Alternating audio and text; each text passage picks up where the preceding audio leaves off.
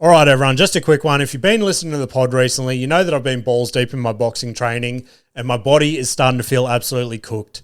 So to keep myself moving and not feel like I've been hit by a truck every day, I've started using anabolic supplements. They're just proper, no BS supplements, and Nutrition Warehouse has their Anabolics weekend coming up where you can save 30% on anabolics products, and if you spend over $50, you get a free can of Freaked Energy drink.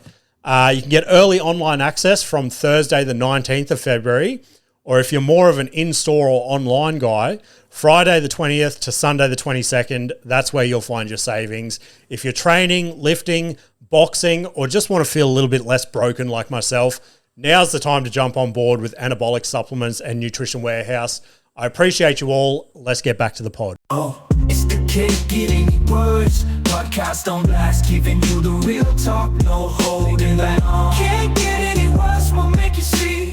There's always a silver lining.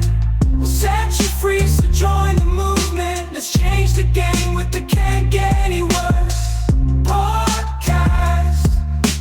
What's going on, everyone? Welcome back to the Can't Get Any Worse podcast. How are we all today? I hope we're all well. And welcome to our first UFC breakdown of 2026. And my God, am I fucking hyped to be... Oh my God. There we go, viewers. If you have not watched one of these UFC breakdowns yet, and you've come here for some like top tier level picks and talking through the fights and things like that, now's your opportunity to switch off, because I am going to be rambling so much shit. I'm going to be telling you guys why every underdog on the card is going to win. I'm going to get into all the conspiracy theories and shit about the UFC. But as I was trying to say before I fumbled my words like a fucking idiot, I am so hyped to be back in the studio breaking down one of my fucking true loves. You know what I mean? Like, I've got to weigh up sometimes. I'm like, let me just fix the camera real quick. There we go. Sometimes I'm sitting there, I've got to weigh up. I'm like, oh, UFC or family? Like, you know what I mean? Like, oh, God. I don't know, guys. I don't know. But let's fucking rip into it. But before we start breaking down UFC 324, let's get into some news and gossip that's happened since the last time we were in here talking fights. And I don't know, guys. I don't know about you guys, but these fighters, I don't know if they're on a teacher's schedule or what the go is, but they're getting more holidays these days than my kids get for school holidays. Like, we have gone, what is it? I think it's like 4 weeks, maybe even 5. I don't know. I should have looked that up. But as I mentioned, we don't get into facts on this podcast. We just ramble shit. But we've had a long time between cards, and God, I am itching to see some fights again. And I don't know, this, like, UFC 324 is fucking stacked. I mean, we took a big hit this week. We're going to get into it, but let's start. So this is the first UFC card on the big new deal that got announced last year on Paramount Plus. So for international viewers, fucking amazing. For us poor folk down here in Australia, it came out this week that maybe we don't get it as good as other people in the world. You know what I mean? Like, hey, don't get me wrong. Australia's an amazing country to live in. I love everything about it. But my God, UFC, what are you doing to us? You're fucking us over. It came out this week that we need Paramount Plus. So again, don't quote me, but this is what I think I read. Paramount Plus and KO for our main events and still pay-per-view. That's the thing that shits me to tears. Like, the rest of the world is now getting these cards for free. Why do we have to fucking pay for it? Anyway, then we need, I think it's like Channel 10 or Paramount Plus for the prelims. And then the early prelims are only available on like UFC Fight Pass and something else. So to watch an entire UFC card, as I do, from early prelims to the main card, we now need like 3 subscriptions or 3 like apps or whatever. And we still need to fucking pay for it. It's crazy. So I am hoping that all gets ironed out by maybe, I don't know, the middle of the year, because I know I'm not the only one that is unhappy in the land down under that we're getting stitched up by this shit. But yeah, the first card of this whole deal, they've stacked it. Like, I know for the casuals, maybe you're looking at the card, maybe you're looking at the early prelims and the prelims, even some of the fights on the main card. Like, don't get me wrong, they were banking on the main and the co-main. And again, I don't want to get too far into the card before we get through the news and gossip. But this card's actually fucking very stacked. So any casuals that are listening to this, and maybe you haven't really dabbled in the UFC, maybe you're just here because you like hearing my stupid voice for whatever reason, buy this card because it is going to be stacked. I don't want to say I guarantee it, but I'm pretty fucking certain, okay? There is going to be some absolute bangers on this card. But anyway, they're launching it with this UFC 324 card. I think it's going to be a banger. Then next week, we're straight into another numbered card. I think it's only because we've gone so long between drinks of UFC cards that they're just like, fuck it, let's make the first 2 cards numbered cards. So regular watchers of the UFC, you know that you usually get 1 numbered card a month, and that's it. In January, we're getting 2.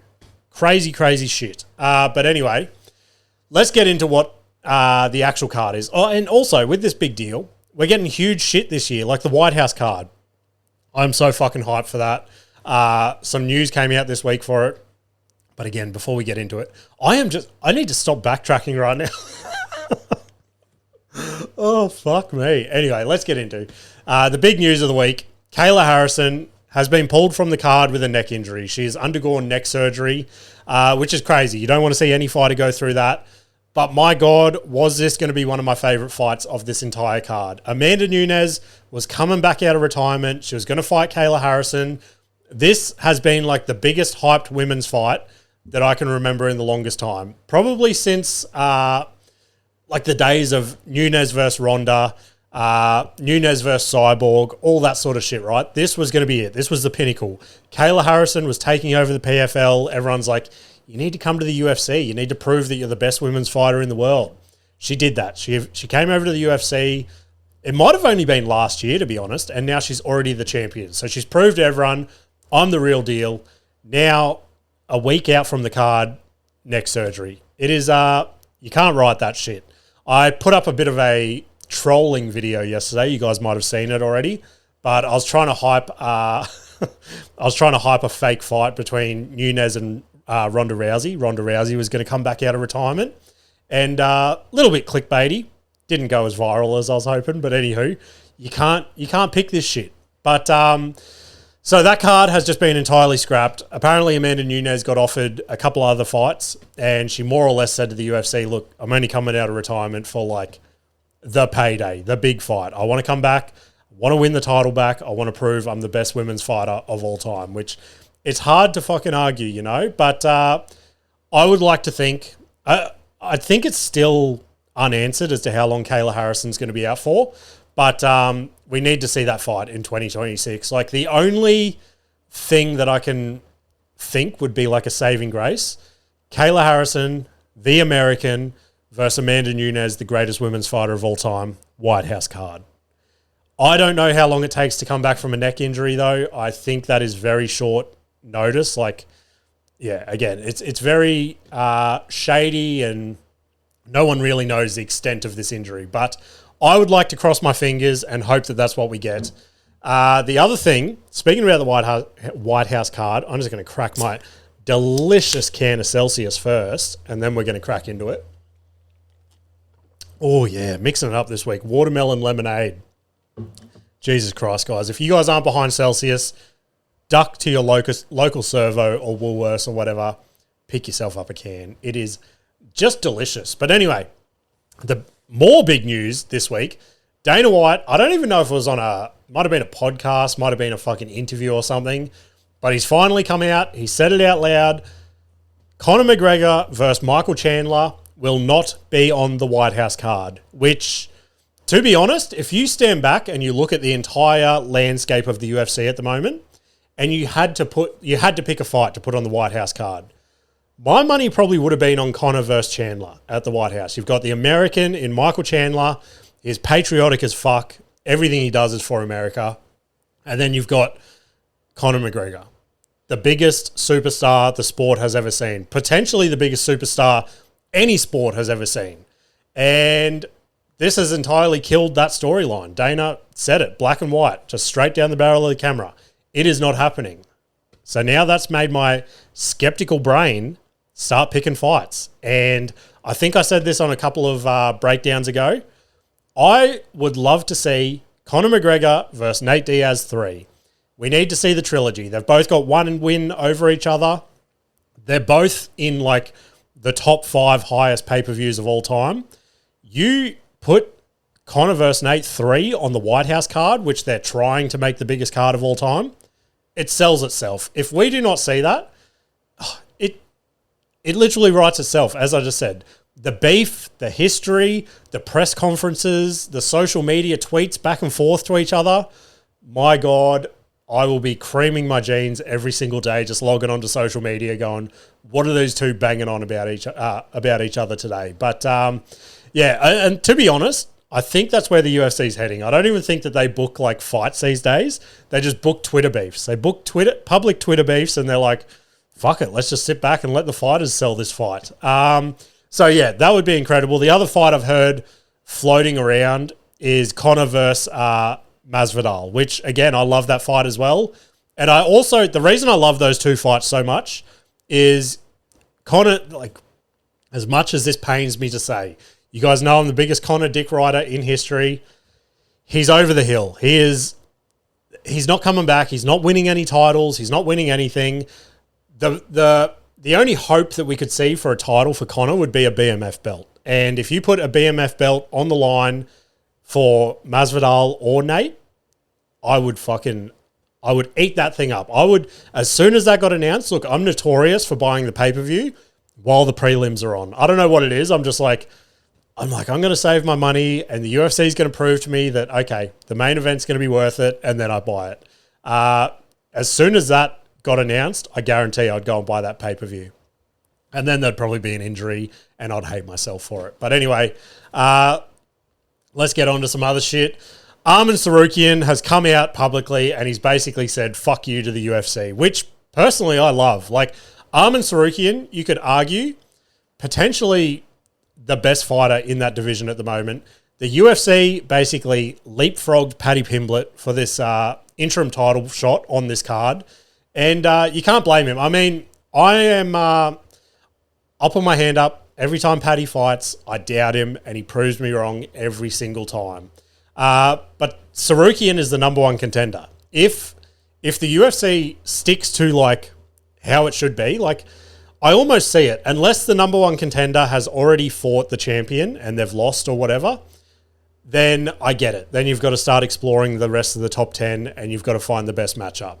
But I think it's been pretty obvious that the UFC has seen Paddy Pimblett as their next big superstar. And I can't argue. That dude was selling out stadiums when he was not signed to the UFC. He's the biggest fighter to come out of England in fucking forever. Like, where's he from? I think he's from Liverpool, because he always compares himself to the Beatles and shit. He always calls himself like the fifth Beatle, which I love as well. But just saying, okay, this is a little gripe that I have with Paddy Pimblett, okay? I've finished talking about the Arman Tsarukyan thing. I'm on his side. I get it. He should have this shot, but it is what it is. Now, my gripe with Paddy Pimblett, the one thing that I do like about him is seeing that gay little bob just bob around the ring while he's fucking people up. His last fight, he put that bad boy in cornrows. Now, don't do it this time, Paddy. I hope that we see Paddy on Sunday and he's just got that bob just flicking in the air while he is copping shots from Justin Gaethje. So my fingers are crossed for that. Let's get into some real housewives of the UFC. Let's talk some dating. This is old news now, but as I said, I haven't spoken UFC since the last breakdown last year. Tracy Cortez, she is doing the round. She is doing the roster. I've seen some funny memes coming out that she is the 3-division champ because she has she's dated Brian Ortega. The latest one is Alex Pereira. They had like a 3-week fling. They've already broken up, which is why I'm like, it's old news now. And who was the third guy that she was fucking around with? Can't remember off the top of my head. But yeah, she is. She's doing the rounds, and hats off to her. I mean, she's fucking people up in the ring, and she's fucking superstars in the bed. So shout out to Tracy Cortez. I'm excited to see who her next little fling's going to be. Now let's do a bit of backtracking. Tom Aspinall, his eye injury. I know when he first suffered the injury, I came on here, I was like, fucking what a pussy, yada, yada, yada. Sorry, Tom. I am so sorry, Tom Aspinall. If we ever meet in person, please don't fuck me up. But it's obviously come out. The eye injury is a lot worse than we expected. I think he's already done like 2 surgeries or something. and he's now going for a third one. And yeah, it is insane. So for anyone that doubted him, I'm sorry, Tom. I mean, on the this isn't UFC, but on the No Limit card, the boxing card on, when was that? Saturday night? Friday night? I don't even remember, but there was an eye injury there, and fuck you, Zarafa. I'm just glad that I didn't pay for that. I feel sorry for people like my dad, right? My dad, boxing fan for his entire life, he very rarely, like unless it's a huge event, he very rarely pays for the pay-per-view. And I personally, all the fights under that fight, those were the ones that excited me. Like Dempsey, seeing Big Nas make his debut against Lattimore. Those were the fights that got me. And yeah, I just feel sorry. Like my dad's bedtime is like 5 p.m., okay? And I could only imagine that he stayed up and he was just so dirty that thing finished in the first round. But yeah, so I'm excited to see where Tom Aspinall, when he eventually gets back, what happens in the heavyweight division, because we're scrambling at this stage. At this stage, I'm waiting for Dana to call me and go, I'm waiting for Dana to see my boxing videos that I'm putting together every week and him just scrolling Instagram and going, fuck, we need a heavyweight superstar. Who's this Jimmy Missen character? Let's get him in. Let's fucking put him up against Cyril Gane. I reckon I'd have a good chance against Cyril Gane. Let's fucking do it. Dana, if you're watching this, book the fight. I'll fly over to America. I'll fuck up every heavyweight in the division. And I'll fucking get that strap around my waist, okay? Then Justin Gaethje, obviously headlining the card this weekend. Big rumours last week that he had a staph infection, and I must say, the photos that came out, yuck. It looked disgusting. He had this big growth on his neck and then one on his lip. Rumours started circulating the entire internet. They're like, ew, Justin Gaethje's gross. He's got a staph infection. And he then came out and he's like, bro, the thing on my neck was an ingrown hair, and that photo got taken while I was eating a beef brisket or something. So he just had like beef brisket on his face. The poor bloke. I feel so fucking bad for him. So last thing I'll touch on before we do start breaking down the card. I know you guys want to get into it, and so do I. But the big rivalry of the UFC, I know we spoke about Nate and Conor. What's the other big rivalry we've seen? John Jones versus Daniel Cormier. They are back together again for some sort of Russian reality TV show, like the Russian version of The Ultimate Fighter. They're both coaches. I don't know how this got like sanctioned or whatever. I don't know, because Dana didn't even know about this. This is another thing that Dana found out on a podcast. He's like, what are they doing?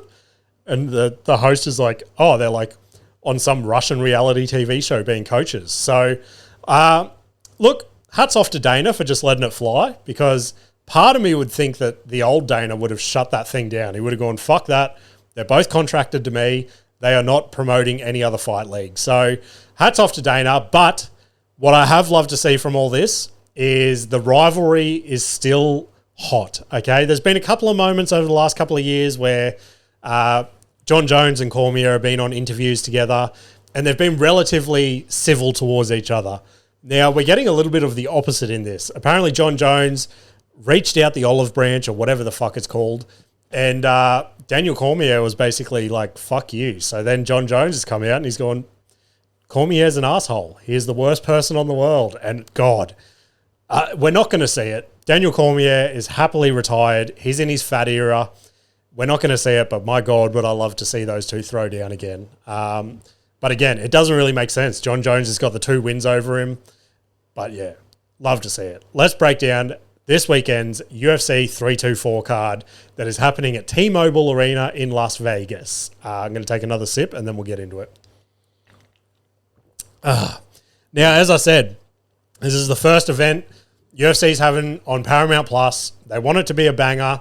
And these fights, I think they're going to live up to it, to be honest. A lot of these fights, before we do get into it, they're literally flip of a coin. I have gone back and forth so many times as to who I think is going to win each fight. It is crazy. And to be honest, I'm probably going to mix up a couple of these as we go through it. I'm going to doubt myself, and I'm going to go on record, and I'm going to say a few things. First fight, for example, perfect example. So we are kicking off the early prelims. We have Adam Fugit. I always fuck up that guy's last name. Let's call him Adam Fuckit. No, that's disrespectful. I'm so sorry. Oh, God. Adam Fugit versus Ty Miller. So Fugit, he's the more rounded one. He's got a bit of everything. He's a wrestler. He's a striker. He's got some solid scrambling. And Miller, he is, I'm pretty sure he's a Dana White Contender Series graduate. And he just seems to be very unpredictable. He's very keen. So originally I picked Fugit by decision. Until I started digging a little bit deeper, this young dude, Ty Miller, is undefeated. And I think his aggression is going to catch Fugit. And he's just going to make it sloppy. He's going to make it aggressive. And I think he's going to get an early stoppage. So I originally had Adam by decision, but I'm mixing it up. I'm going Miller by KO. Let's see that come to fruition. I'm pretty sure he's the underdog as well. So let's see how that one goes. Next one, we have Ricky Tercios versus Cameron Smazerman. Now, Smazerman is potentially the sickest last name I've heard in a long time. So I like the sound of that guy. I haven't seen much of his fights before. Definitely seen a lot more of Ricky. So Ricky he's got a good workload. I like that about the bloke. He gets in there. He racks the strikes up.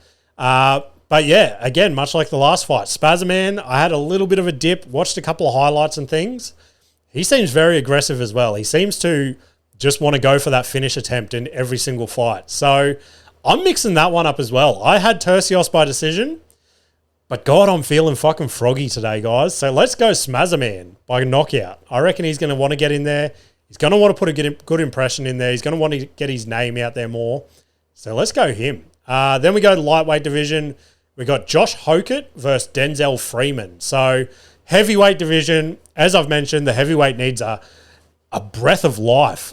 We need a big superstar to just really jump out of nowhere. So could this be it? I don't know. Again, I haven't really seen much of either of these guys, but Hokett, I don't know. Again, don't come at me for pronunciation. That's not what we're here for. He seems to be a bit more of a grappler, loves his positional game, and Freeman, he is just an explosive, short-range power thrower. So, again, this could be... I told you guys, this is a flip of a coin. I had Hokett, but I do like the explosiveness of Freeman. I reckon... Look, this is how this fight's going to go. If Freeman goes out there early and he just starts swinging for the fences and he gets gassed, Hokett's going to get the submission win. If Freeman can land this early hit, my God, is it going to be a vicious knockout. This is going to be a highlight knockout. I'm calling it. Let's go Freeman by knockout. Again, I'm doubting myself. I've just mixed it up on the fly. Freeman by knockout, that's my call. Then, look, this next one, this is how we know we're getting old, guys.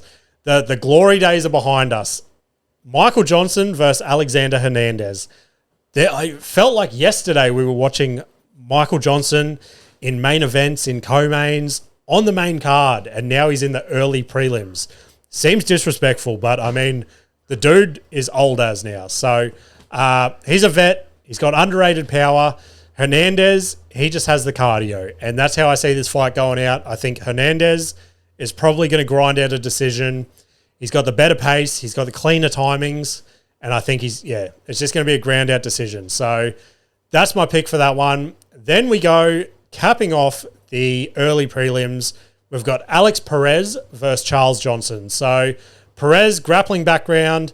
Johnson brings the volume and the reach. So, look, I'm going to go Perez. Perez by decision, I think. I don't think he's going to get the sub in this one. I think it's just going to be a ground out decision. Then we move into the prelims.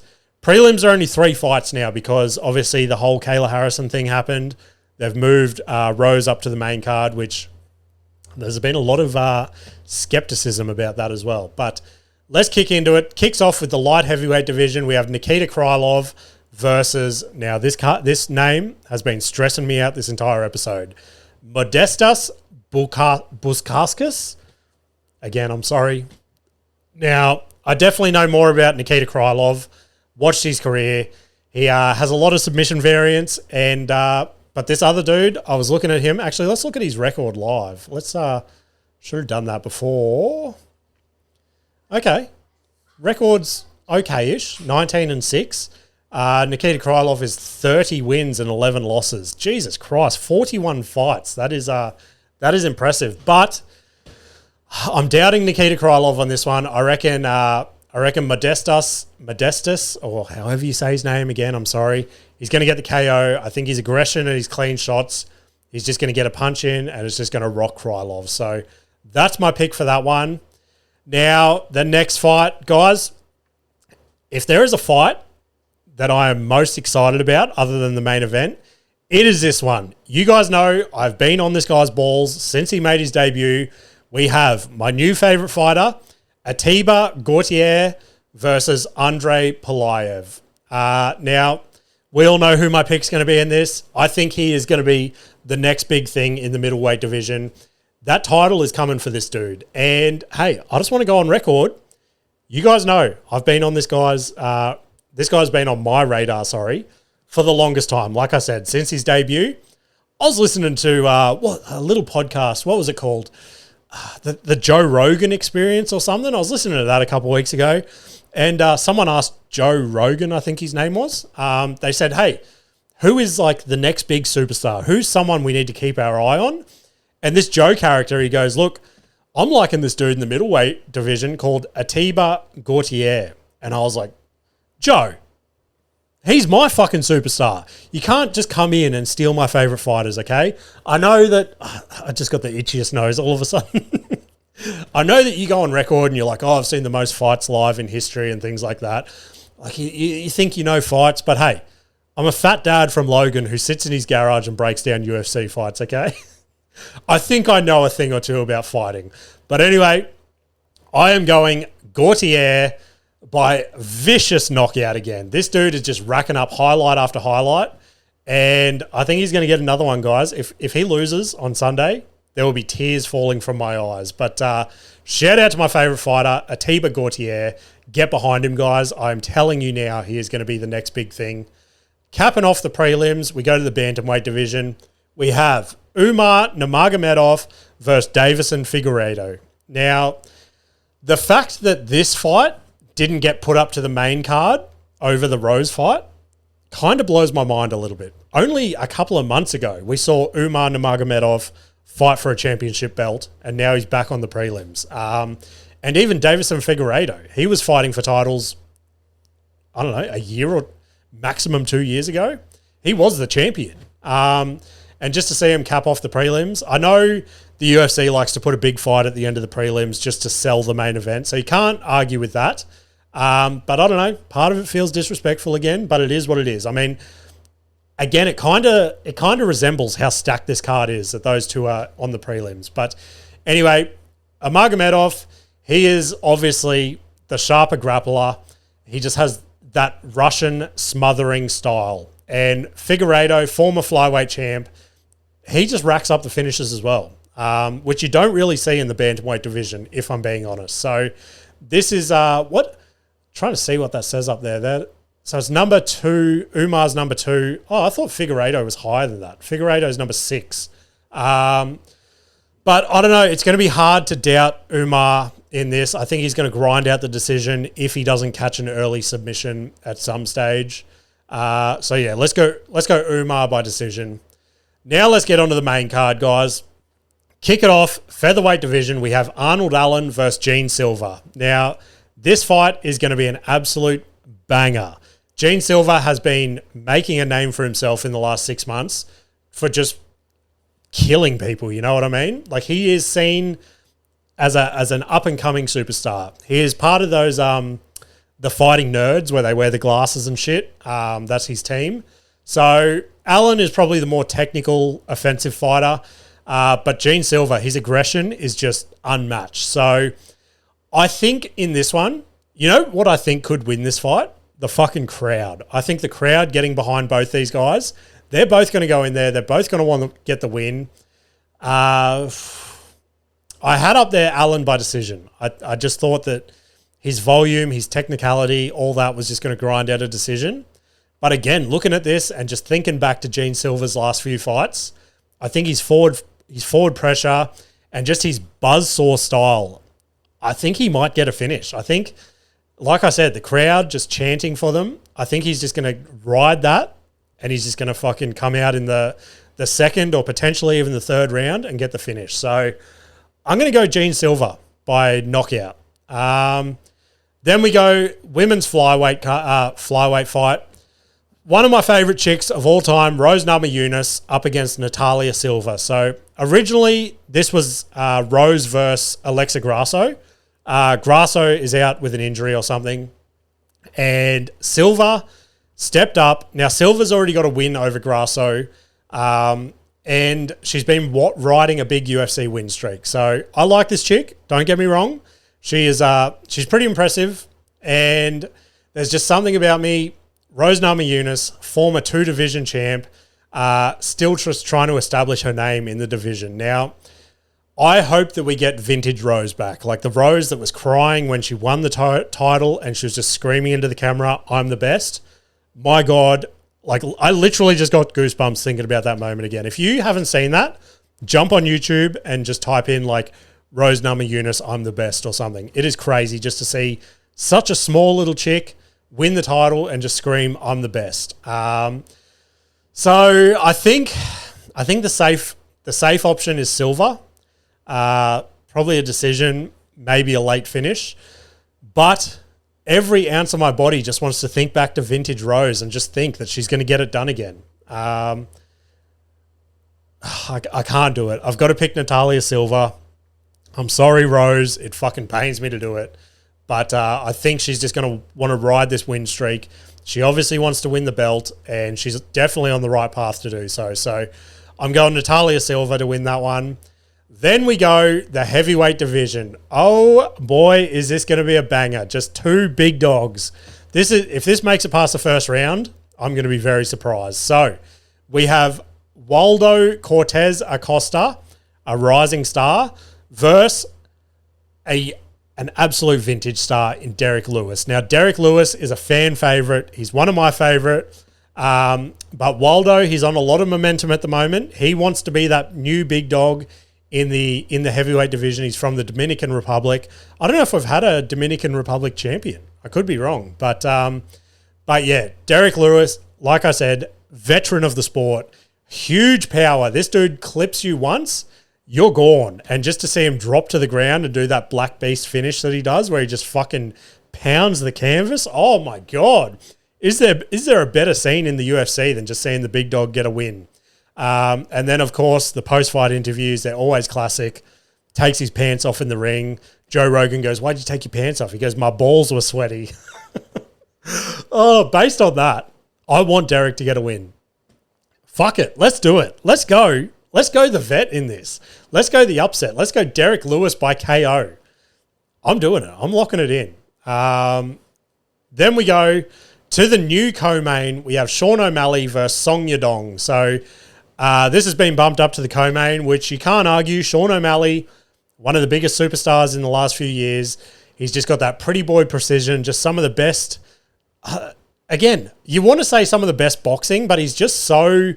What's the word where you're not like traditional? Can't think of it right now.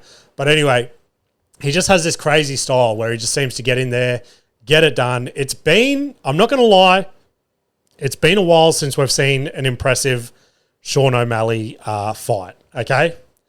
He's had a couple of losses, and I think this is going to be the one where he's like, look, I need to fucking make this happen. I am starting to lose my star power slowly, but I need to get a win. I need to get back in the title talk and things like that. Now, this is a big challenge for him. Song Yadong, he's just a gritty Chinese striker, and to be honest, both these guys have strong finishing tools, and it's another flip of a coin one. My pick is Sean O'Malley, just because I'm a fanboy of him. I like his style. He's just a clean boxer. He's got that range control. But Song Yadong, he can just get in there, grind it out, and just make things messy, which I think could fuck with Sean O'Malley's head. He's also got some pretty crazy power. You go back and watch some Song Yadong highlight videos and just some of his knockouts that he's got. Pretty impressive. But as I said, I'm going to go O'Malley. I think it could grind out to a decision.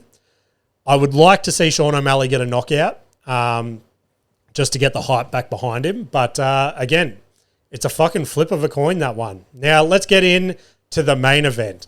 The interim lightweight title shot, Justin Gaethje versus Paddy Pimblett. This fight is just fucking all-star violence. This is going to be a sick fight.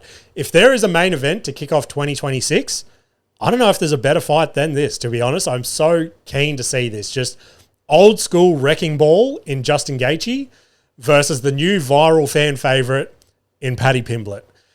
Winner gets the interim title belt. Ilia Topuria vacated the belt with all his personal issues that he's got going on.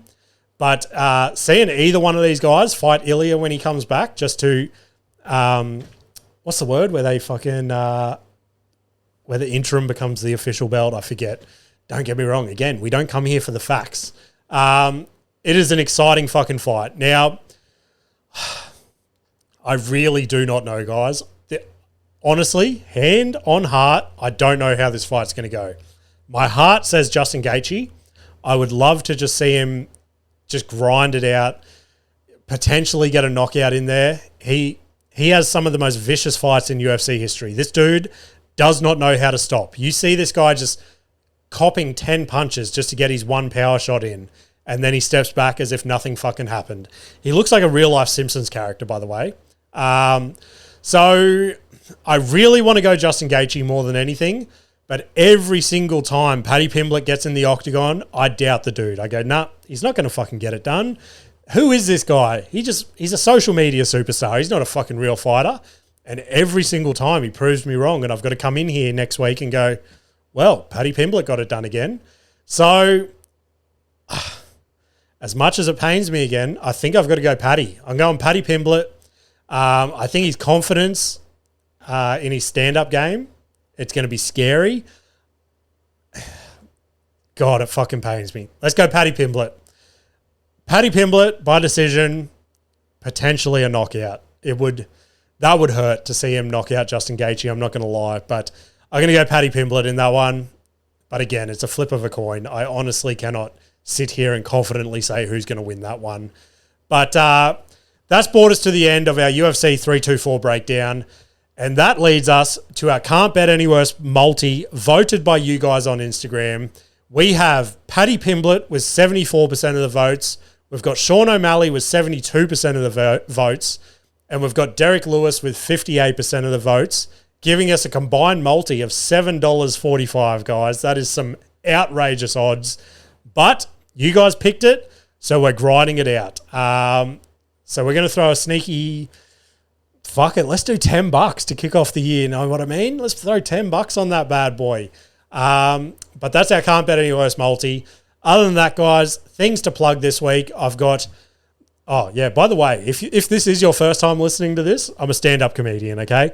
So I just plug my gigs at the end of this. What I will say back on that Can't Bet Any Worse multi, I'm recording this on Sunday the 18th. So this will drop Monday the 19th. Those are odds as per those dates, okay? So if you go to put this multi on Saturday or something before the fights and the odds have dropped, my apologies. But just with how everything's panning out at the moment, I've got to release these episodes on a Monday now. So back to where I was at, plug-in shows for the week. We've got a fucking lot this week. I've got Jungle Bar at West End Wednesday the 21st. I've got Matic Brewing Friday the 23rd. I've got Sunny's at Margate for West Park Productions on Saturday the 24th. And I've got the Star Casino down the Gold Coast on Sunday the 25th. So if you're in any of those areas and you want to come say g'day, I would fucking love to see some of you guys there. Other than that, guys, if you can't make it to a gig and you want to get in touch, send submissions via DM on CantGetAnyWorsePodcast or send me an email at CantGetAnyWorsePod@gmail.com. I appreciate you all. Keep sharing this shit. Keep liking this shit. And if you haven't yet jumped on Spotify or Apple Podcasts, give me a 5-star rating. It fucking helps the algorithm and all that sort of shit. I appreciate you all listening, and I will see you later.